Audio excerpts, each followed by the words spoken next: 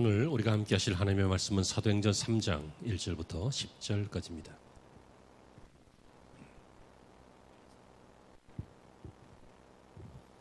우리 한 절씩 교독하겠습니다. 제가 먼저 읽겠습니다. 제9시 기도 시간에 베드로와 요한이 성전에 올라갈새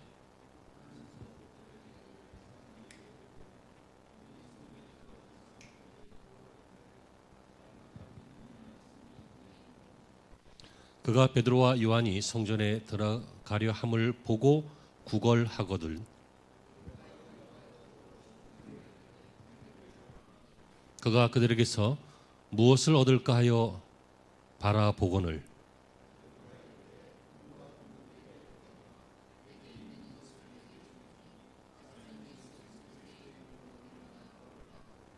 오른손을 잡아 일으키니 발과 발목이 곧 힘을 얻고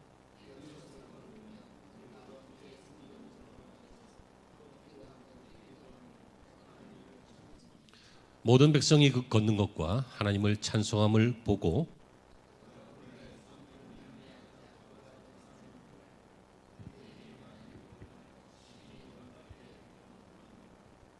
아멘.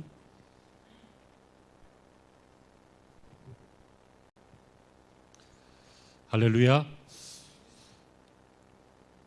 저와 여러분들은 우리 주 예수 그리스도의 십자가의 보혈로 말미암아 구원받은 하나님의 백성인 줄로 믿습니다.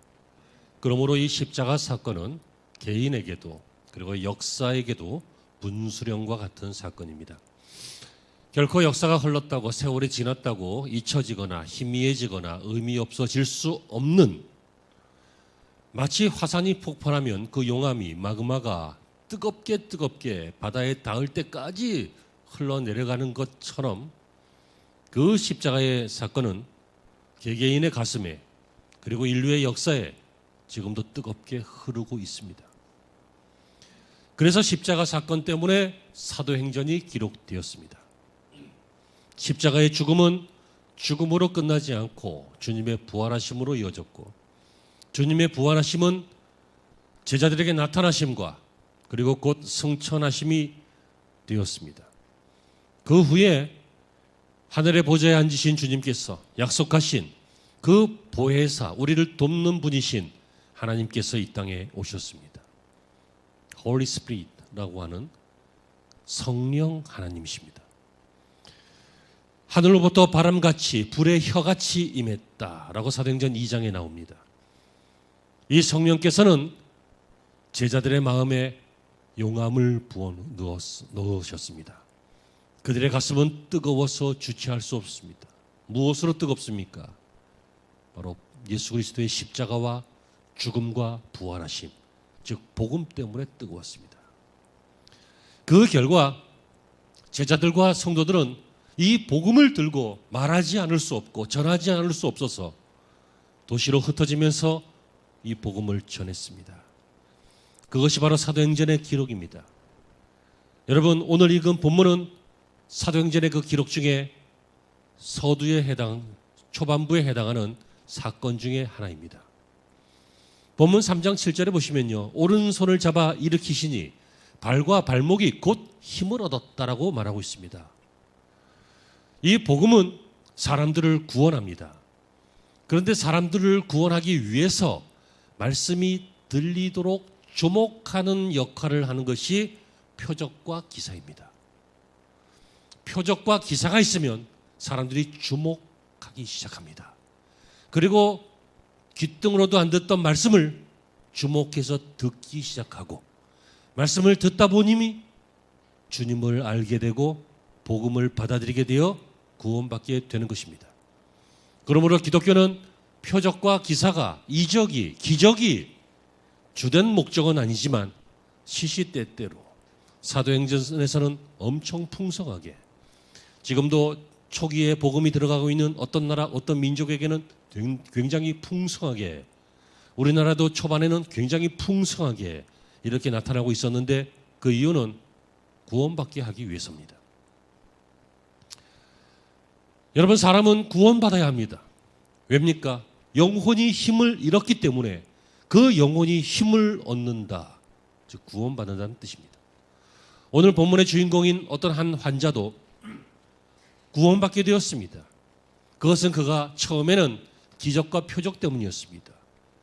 그는 나면서부터 안진병이었는데, 장애가 있는 사람이었는데 발과 발목이 힘을 얻었다. 다시 말하면 서게 되었고 걷게 되었고 뛰게 되었습니다. 여러분, 이렇게 새 힘을 얻은 그 인생은 몸만 건강해진 것이 아니라 읽으신 성경 후반에 보면요, 하나님을 찬미하고 성전에 들어가서 예배하고 사람들에게 간증하고 이들을 따라다니면서 이 사람들이 나를 고쳤다, 하나님이 나를 고치셨다, 이렇게 증거하고 간증하는 그러한 인생으로 변화되는 것을 볼 수 있습니다. 성도 여러분, 저와 여러분들은 오늘 이 시간에 발과 발목이 힘을 얻어야 한다, 여기에 초점을 맞추어서 말씀을 받으시기를 바랍니다. 그 이유는 첫째, 인류는 힘이 없기 때문입니다. 여러분, 7절에 오른손을 잡아 일으키니 발과 발목이 곧 힘을 얻고, 이 말은 그때까지는 발과 발목에 힘이 없다, 그 뜻입니다. 이 모습을 보면 이 사람은 날 때부터 이렇게 되었다. 성경 그 뒷부분에 보면요, 나이가 한 40세 조금 넘었다, 40여 세, 그러니까 40세가 좀 넘었는데 날 때부터 그랬다라고 하는 걸 보면요, 선천적인 장애인입니다. 그런데 그 발목이 틀어지거나 부러지거나 변형되거나 한 것이 아니라 힘을 얻었다. 지금까지는 힘이 없었다. 다시 말하면 어떤 변형보다는 발목에 문제가 있든지 발 전체에 문제가 있든지 힘을 쓸 수 없었습니다. 뭐 신경이 끊어졌든지 뭐 그런 구조입니다. 중요한 것은요, 어쨌든 이 사람은 힘 못 쓰는 사람이었다. 그런데 그래서 첫째, 그는 남에게 붙어 사는 인생이 되고 말았습니다. 성경을 보시면 이 사람은 자기 힘으로는 살 수가 없었습니다. 생각해 보십시오. 여러분, 장애도 적당해야 극복하지, 아주 심각한 장애는 극복이 어렵습니다. 누가 돕지 않으면 살기 어렵습니다. 이 사람은 걸을 수 없으니 노동을 할 수 없고요, 일을 할 수가 없고, 뭐 앉아서 하는 일을 찾겠다면 모르겠지만 고대 사회에서 요즘과 같이 직업이 풍성하지 않잖아요. 그래서 이 사람은 뭘 하냐면, 직업을 어떤 걸 택했냐면 거린, 옛날 말로 거지, 구걸하는 사람, 노숙자 비슷한 것, 이런 것을 직업으로 택했습니다. 그래서 2절에 보면 사람들이 메고 왔다 그랬습니다. 그리고 성전 문에 두는 자다, 성전 문에, 문 앞에 두었습니다. 왜요? 성전에 예배하러 오는 사람들, 제물 드려 오는 사람들이 좋은 마음으로 오잖아요. 그럼 교회 오실 때 좋은 마음으로 오시죠? 네, 좋은 마음으로 오셔야 돼요. 가실 때도 좋은 마음으로 가시죠? 예, 그러면 가셨다가 다시 오실 때까지 좋은 마음으로 사세요. 네, 좋은 마음으로. 여러분, 우리가 세상 사람들과 달라도 이만큼은 다르잖아. 많이는 아니더라도 이만큼은. 그러니까 교회 앞에 앉아 있으면 사람들이 구걸할 때 이렇게 적선을 좀 해주겠다. 지금도 교회에 찾아오시는 분이 계시는 것처럼 이런 마음으로 거기 앉아 있었습니다. 무슨 말입니까? 인류는, 이 사람의 모습을 통해서 투영되어지는 인류는 힘이 없다는 거예요. 혼자 못 산다는 거예요. 남에게 붙어서 살고 기생해서 사는 것이 인생이라는 거예요. 여러분, 아이가 태어나서 혼자 큰 줄 아세요? 부모가 눈코 뜰 새 없이 보았기 때문에 산 거예요. 걔를 며칠만 그냥 방치하면 죽어요. 그렇지 않습니까? 아이들이 혼자 큰 줄 알아요. 그 수많은 먹을 것과 그 수많은 교육과 양육과 수많은 옷가지와 수많은 관심과 배려와 시간과 공과 눈물과 땀과 돈이 들어가야 아이가 커가는 거예요. 여러분, 사람은 혼자 못 삽니다. 사람은 원래 하나님의 주신 그 하나님의 형상으로 고귀한 존재였기 때문에 이 세상 모든 것들에 이름을 붙일 정도로 너는 꽃이다, 너는 나무다, 너는 호랑이다, 이런 개념들을 만들고 하나님이 만드신 피조물에 대해서 그것을 이해하고 설명하기 위한 개념들을 만들어 붙여주고 그걸 이름이라 그러죠. 그런 존재였습니다. 그리고 하나님께서 단독으로 살도록 하셨습니다. 그래서 이 세상을 다스려라, 이 세상에 충만해라, 정복해라, 번성해라 말씀하셨습니다. 그런데 여러분, 죄로 인해서 인류는 이제 땅도 열매를 주지 않고 엉겅퀴를 내고 저주받은 사람들의 위협과 죽음 앞에 있고 인류는 만나면 서로 저 사람이 나를 죽이지 않을까? 그럼 어떻게 해야 돼요? 내가 죽여야 되잖아요. 그러니까 인류의 역사는 전쟁의 역사가 되고 말았습니다. 죄인인 결과입니다. 여러분, 이것이 힘이 없는 인류입니다. 그는 어쩔 수 없이 태어날 때부터 안진병이었습니다. 이것을 세상 사람들은 운명이라고 합니다. 동양 사람들은 팔자라고 합니다.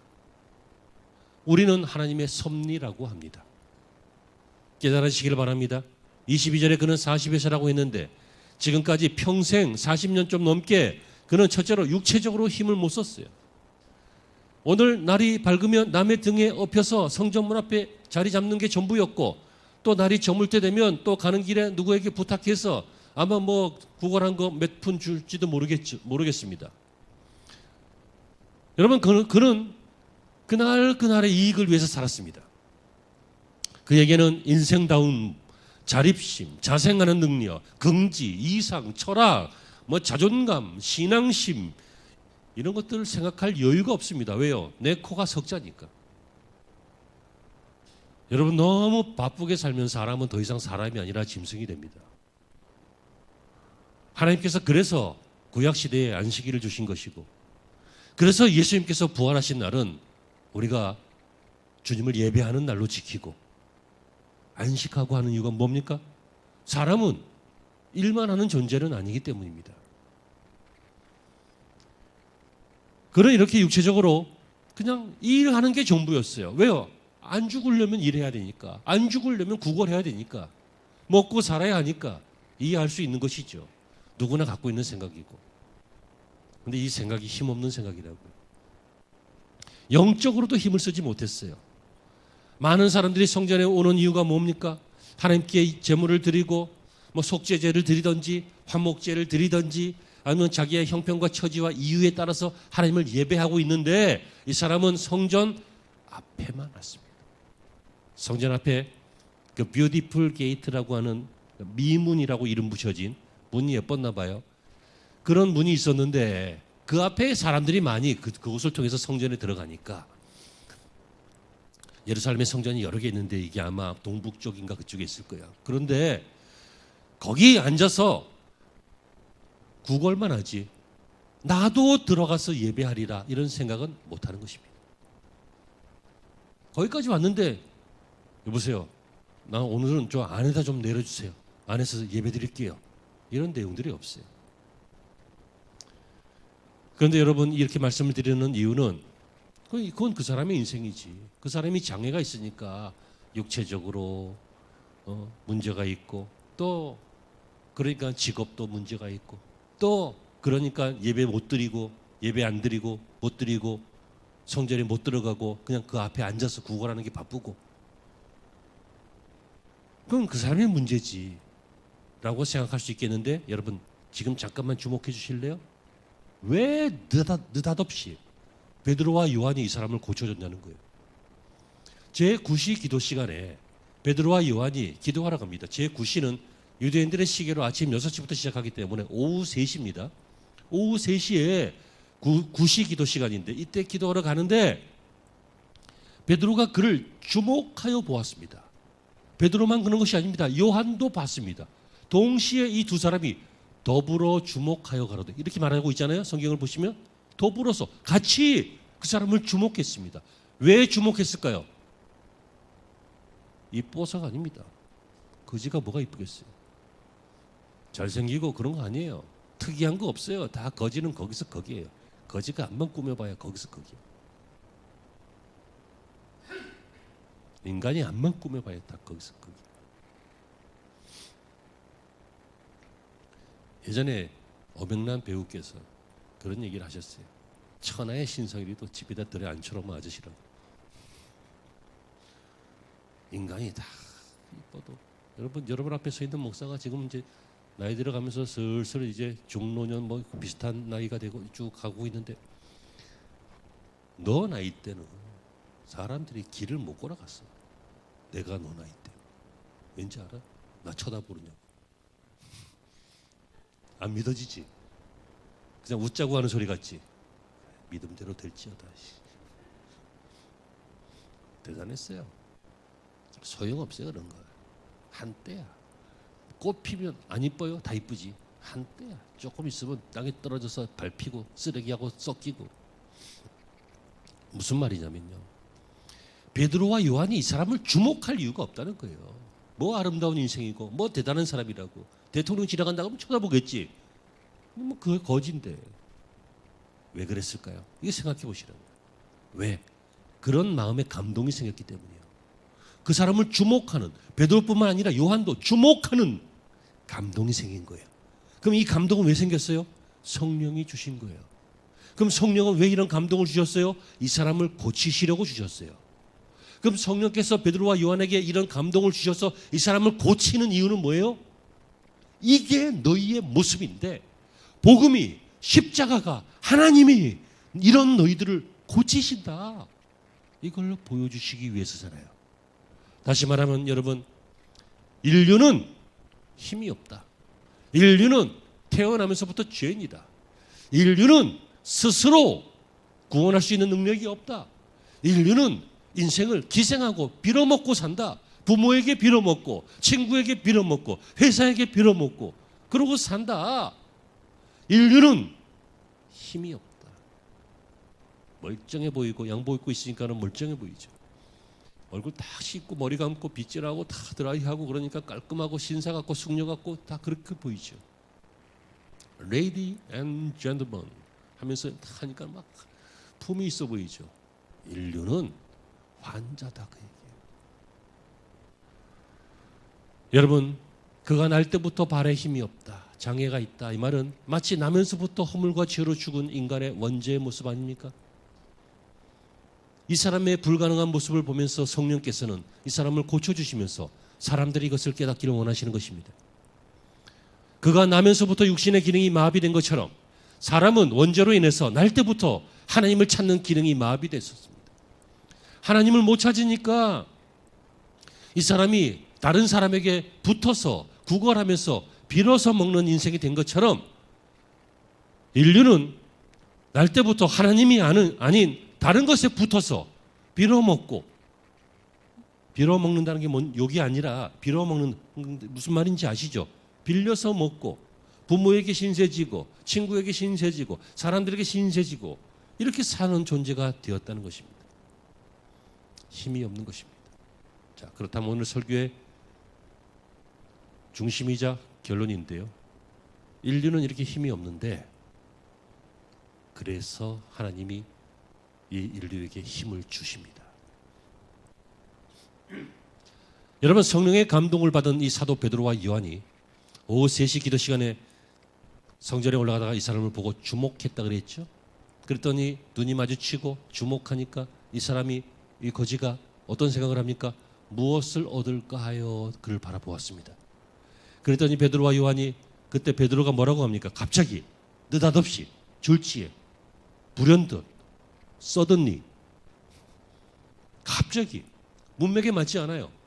주목하고 보다가 거지가 이렇게 쳐다보고, 그럼 뭘 줘야 되잖아요. 자연스럽잖아요. 이게 문맥이라는 게. 뭐라고 합니까? 내가 은과 금은 없다. 너 줄 거 없다는 거예요. 너 줄 돈이 없다는 거예요. 은과 금은 없거니와 내게 있는 이것을 내게 주노니. 그것이 무엇이냐면 나사렛 예수 그리스도의 이름으로 일어나 걸으라. 내게 있는 것이 무엇이에요? 예수 그리스도의 이름이에요. 이걸로 어떻게 하라고요? 힘없는 인생에서 힘 있는 인생으로 바뀌어라. 그랬더니, 그리고 그 손을, 오른손을 잡아서 일으켰더니 성경이 뭐라고 합니까? 이 발목과 발이 곧 힘을 얻었다. 못 쓰게 된 근육이, 못 쓰게 된 신경이 회복되면서 40년 넘게 안진병이었던 그가 스스로 일어나게 되었습니다. 처음에는 물론 잡아 일으켰죠. 왜요? 믿음은 이끌어줘야 되니까. 잡아 일으켰어요. 그랬더니 일어났어요. 손을 놨어요. 혼자 섰어요. 그러더니 움직여 보니까 걸어져요. 걸었어요. 조금 있다가 보니까 뛰어져요. 그러니까 팔딱팔딱 뛰면서 어떻게 했습니까? 하나님을 찬양했습니다. 여러분, 그러므로 오늘 설교의 핵심은 이것입니다. 인류가 힘이 없다, 인생은 힘이 없다, 이걸 인정한다면 여러분, 힘 주시는 하나님에게 힘을 받아야 한다는 것입니다. 뭐 나는 힘이 있어요. 나는 돈 좀 있다고 힘이 있어요. 나는 배운 게 좀 있다고 힘이 있어요. 나는 직업이 좀 튼튼해서 힘이 있어요. 나는 가문이 집안이 괜찮아서 저 힘이 있어요. 라고 하시는 분들은 낭패가 올 것입니다. 힘 없다니까요. 한때라니까. 꽃과 같고 풀과 같다니까요.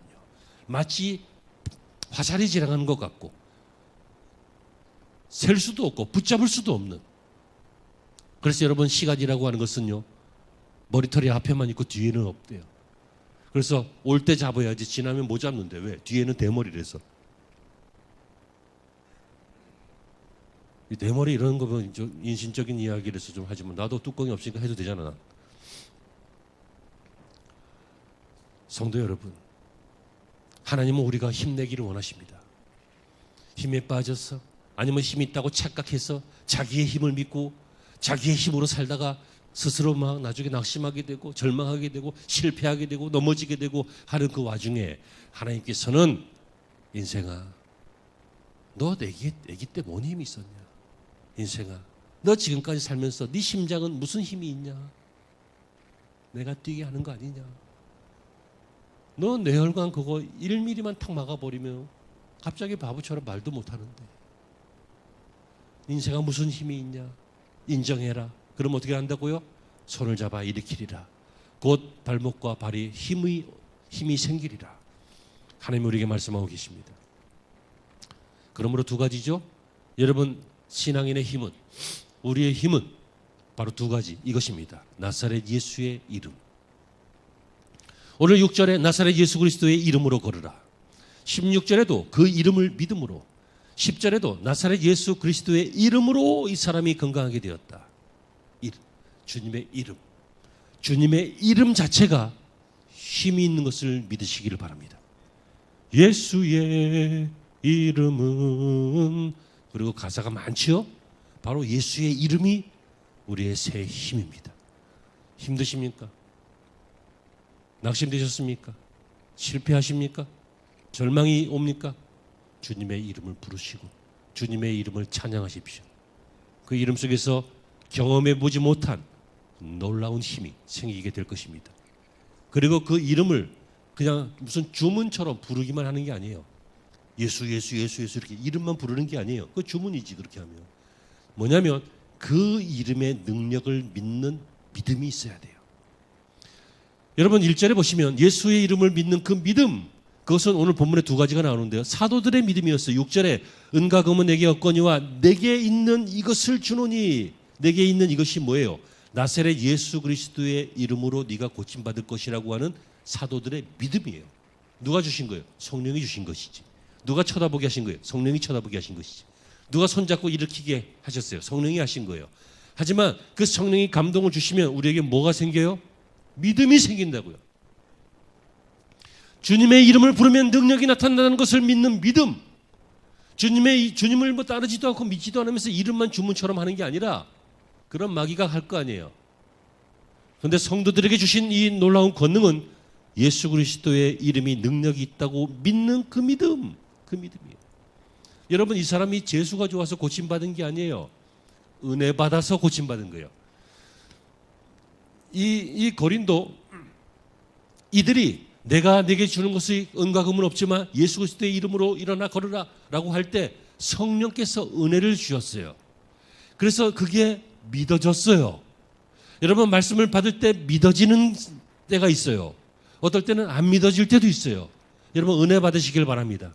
은혜 안에 거하시기를 바랍니다. 믿어져야 돼요. 근데 이 사람은 믿었다는 거예요.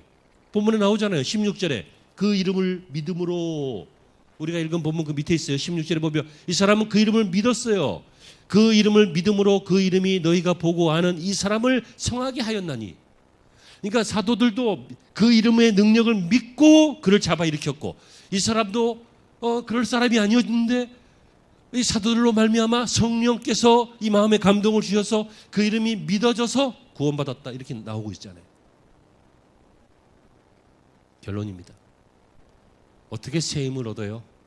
힘내자 하고 막 각오하면 새 힘이 나요? 이를 악물고 허리띠를 졸라매면 새 힘이 나요?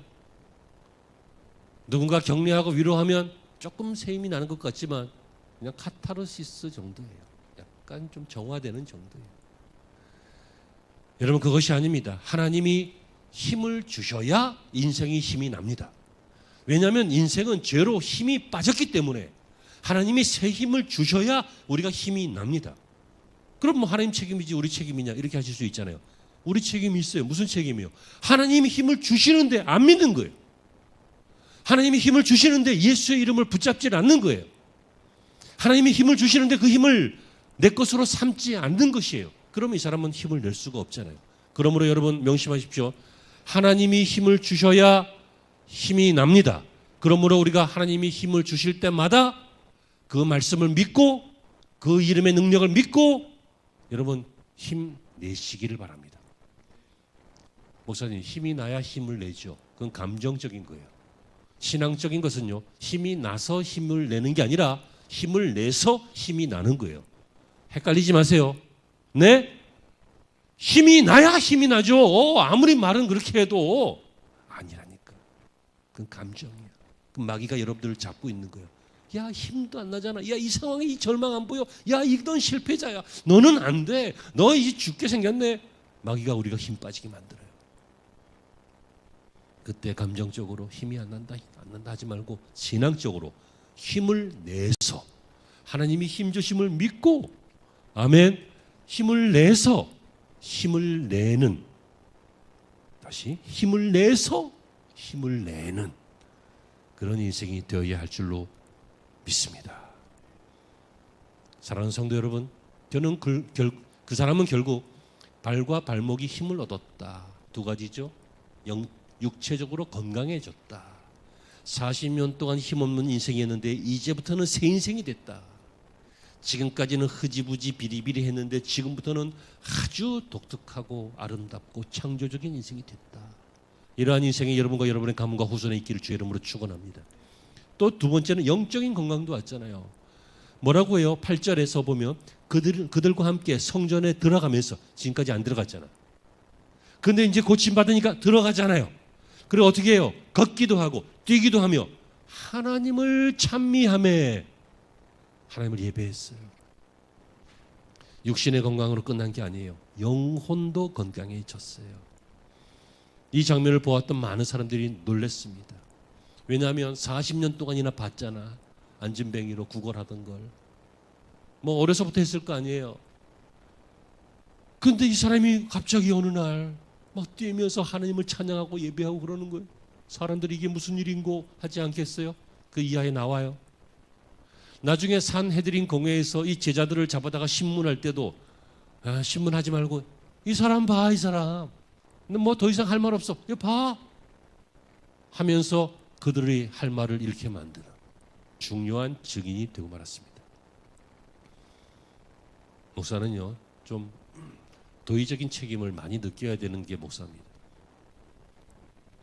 어떤 사람이 좀 아프면 내가 기도를 못해서 그런가 싶기도 하고, 어떤 사람의 인생이 복잡해지거나 꼬이거나 힘들어지면 내가 부족해서 우리 성도들이 저런가, 그런 도의적인 마음이 좀 들긴 합니다.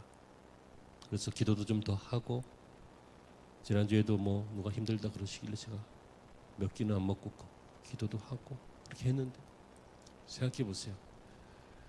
제가 착한 말 하려고 이 말 하는 건 아니에요. 목사는 기본적으로 그렇게 살고 있어요. 그런데 과연 목사의 책임만 있을까? 응? 여러분들의 인생이 힘들어지거나 잘못되는 게 과연 내 책임만 있을까?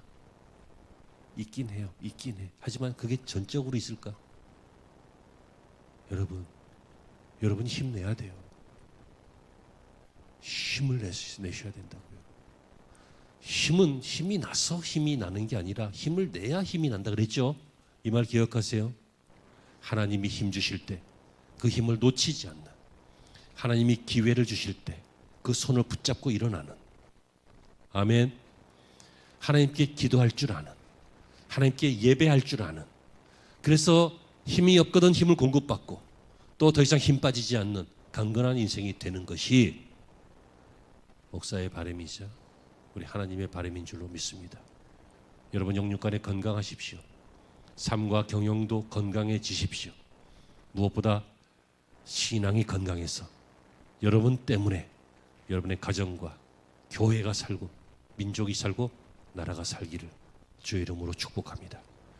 기도하시죠. 하나님, 예수님의 이름을 부르는 자는 구원을 얻고 뿐만 아니라 힘을 얻는 건강한 인생이 될 줄로 믿습니다. 우리의 발과 발목은 무엇입니까?